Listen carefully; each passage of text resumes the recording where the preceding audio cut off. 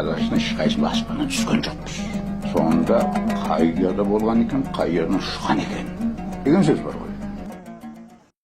Құрметті қала тұрғындары, құрметті ата-аналар, ағымдағы жылы 4 ай 20 күн ішінде Қызылорда қаласы полиция басқармасына хабар ошарсыз кету 22 дерегі тіркелді. Оның 6 бойынша қылмыстық істер қозғалып, қалғандары бойынша құжаттар жинақталып, номенклатуралық іске жолданған. Саралау кезінде 22 хабар ошарсыз кеткендердің 18-і мектеп оқушысы, 3-і колледж студенті, 1-і оқуда жоқ екені анықталды. Жастары 8 жастан 17 жас аралығында. Себептеріне келетін болсақ, ата-аналармен келіспеушілігі және өз еріктерімен қыдыру болып табылады. Барлық кәмелетке толмағандар полициямен табылып, аман-есен ата-аналарына табысталды.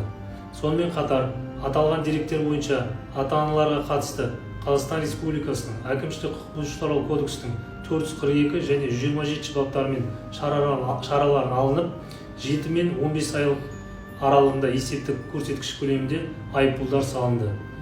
Соңғы аптаның ішінде үйінен ақша ұрлап, хабар ошарсыз кетіп, Алматы қаласынан табылу фактісі де орын алып, ондай факті тіркелді. Бұл дерегі бойынша да ата-анасына қатысты құжаттар жинақталып, сотқа жолданатын болады.